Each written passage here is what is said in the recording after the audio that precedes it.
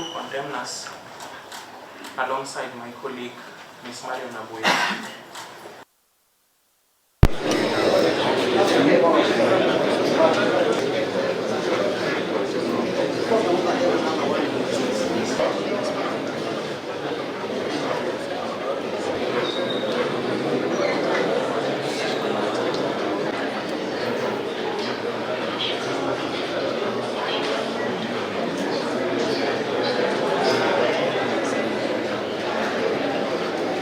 Rashid Amwanaisha Sharif. We can proceed. Founder, the Executive Committee Member for Finance, Kisumu County, that is the first respondent. The County Secretary, that is the fourth respondent. The Chief Finance Officer, the second respondent, guilty of contempt of court, after they had failed to comply with an order of mandamus issued by this court on the 5th of June this year that compelled them to pay the ex parte applicant a sum of Kenya shillings 21,000 and 16,710 and 70 cents plus cost, assessed at Kenya shillings 130,000. It is noteworthy that the conviction of the first, second, and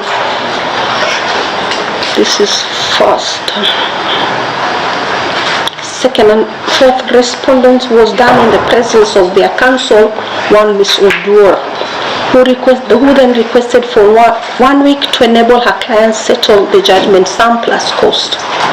Sentence was then scheduled on the 26th of September this year. On that day, the contemners did not attend court for purposes of sentencing, and the advocate, Ms. Odur, indicated that the second and the fourth respondents were away on official duties. While the first respondent was said to have been taken ill and was also said to have been appearing virtually, Ms. Odur then sought the court's lenience, and despite opposition by Mr. Maua, counsel for the ex parte applicant, sentencing was deferred to the 17th of October this year. On the 17th of October, the contemners were absent yet again. No explanation was tendered about their failure to appear before the court for sentencing. The sentencing was then rescheduled by the court to the 24th of October, when only the second respondent attended court and was duly sentenced. On the 25th of October, the respondents have filed two applications, one by the Office of the County Attorney and one by Mrs. Obiero and Associate. A notice of withdrawal dated the 25th of October was later filed in respect of the application filed by the Office of the County Attorney. The same was duly adopted as an order of this court. Directions were then given on the application filed by Mrs. Obiero and Associate. On the 28th of October, when the surviving application came up for hearing inter partes, this court was informed that the Office of the County Attorney had filed another application on a Sunday, and parties proceeded to make oral application on both applications simultaneously. In the application of the 25th of October, the orders sought were for certification of the same as urgent, that there be a stay of execution of the sentencing orders delivered on the 24th of October against the Chief Officer Finance in the County Government of Kisumu, pending hearing and determination of that application, that the court do grant leave to the first and second intended interested parties to be enjoined in the suit as interested parties in person. That the planned sentencing of the first respondent on the 28th of October be stayed pending hearing and determination of the application. That the court be pleased to review or set aside the sentence order against the Chief Officer, Finance, County Government of Kisumu 1, Mr. Martin Okode Opio, and substitute it with appropriate reliefs.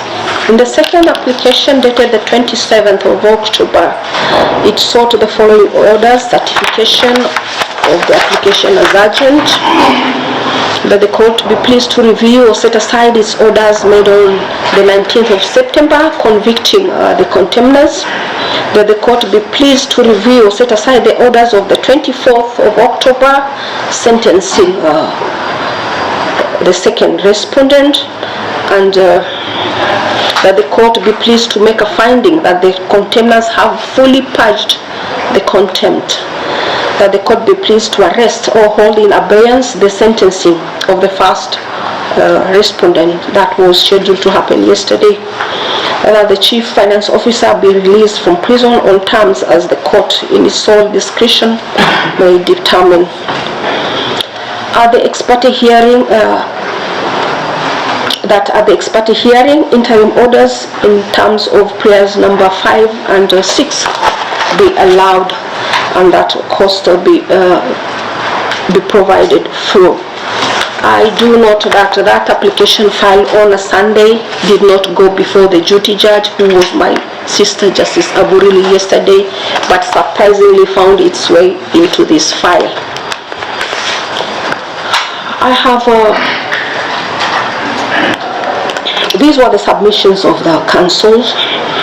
Prior to the making of the submission, the court was informed by Mr. Onyango that a consent order had been entered on the 25th of October. This fact was confirmed by Mr. Maua, counsel for the ex parte applicant. It was submitted by Mr. Onyango that a party found guilty of contempt can approach a court for mercy. He submitted that the contemners have, by entering a consent order, purged their contempt. Wherefore, the court should be pleased to review the orders of conviction by setting them aside altogether, and thereafter hold its hands against sentencing the first respondent, and further be pleased to release the second respondent from custody. It was submitted that the contemners were signatories to the IFMIS account of the County Government of Kisumu, and that the orders of this court will in essence grind the functions of the county government to a halt. Mr. Obiero and Ms. Odor made submissions that were pari materia to the ones made by Mr. Onyango. Ms. Odor made an apology for her absence, for her failure to come to court in time, which prompted this court to go looking for her. That is on the 24th of October. Mr. Maua submitted that he was principally not opposed to the application, save that he called for deferment of the sentencing of the first respondent to the 11th of October, as payment per the consent, the first payment per the consent order was to be done on the 8th of November. On rejoinder, Mr. Onyango submitted that this court ought not to be used as a tool for effecting execution on the part of the ex parte applicant.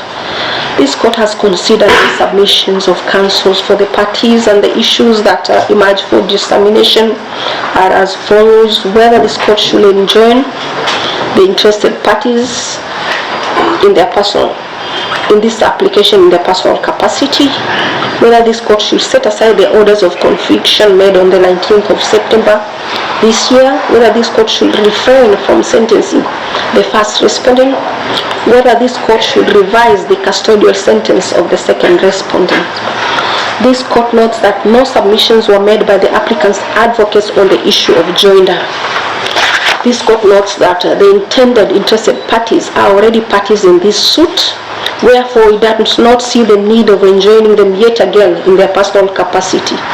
In any event, they are in this case as employees of the county government of Kisumu and not in their personal capacity. So that prayer falls. on whether this court should set aside the conviction order made on the 19th of September this year. I note that no grounds have been adduced for setting aside or for the review of this order. I refer parties to Order 45 Rule 1. You will read it for yourself. There has been no discovery of any new or important matter that was not within the knowledge of the contemners when this court made its orders on the 19th of September this year. It is instructive to note that Ms. Odur, counsel for the respondents, was present when the order was made.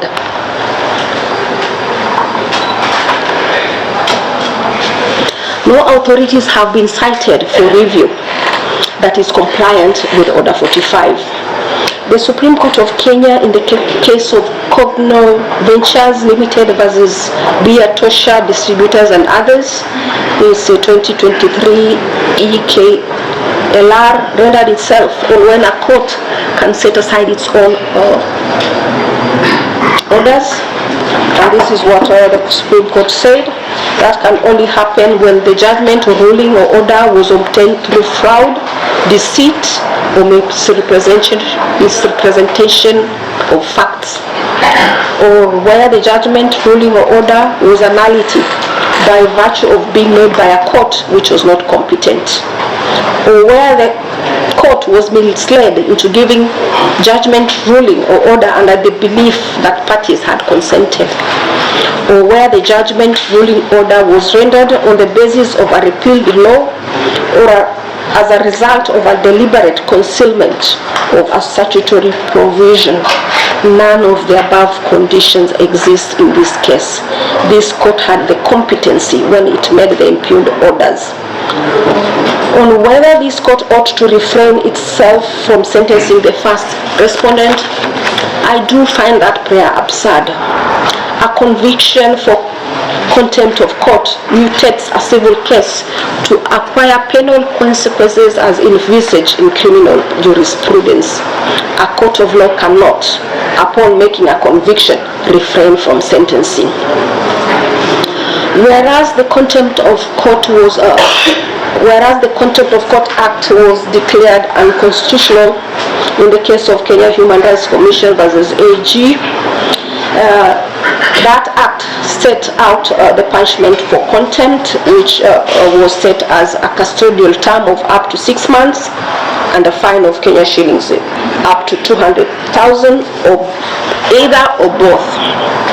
On the question of whether this court ought to release the second respondent, I do note that there has been concerted efforts by the contemners to purge the contempt, wherefore this court is inclined to do a review. On the balance, the prayers for setting aside or review of the conviction are disallowed. This first contemner is hereby sentenced to pay a fine of Kenya shillings 200,000 and serve an imprisonment term of 2 months. In the event of default for payment of a fine, the first contemner shall serve a custodial term of 3 months. The sentence of 2 months is hereby suspended until the 19th of December this year. The default sentence shall not be suspended. The sentence against the second respondent is also reduced to a period of 2 months, and the same shall be suspended until the 19th of December. The second respondent shall be released forthwith unless otherwise fully held. There are no orders as to cost.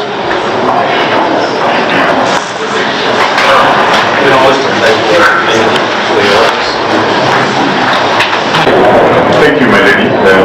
My name, as you know, is George Okongo, the County Executive Committee Member for Finance, Economic Planning and ICT Services. And my lady, I thank you from my advocate, the County Attorney, thanking you and this court for what is clearly an understanding, your kind understanding of the circumstances that we go through in trying to manage public finances in these very difficult times. My lady, I just wish to confirm, without pretending to be an advocate for my own case, that these things find us in the spaces where we occupy, not because of our own desires to make mistakes or his own accord, but because of the circumstances under which we work. And so I want to thank you for being considerate, both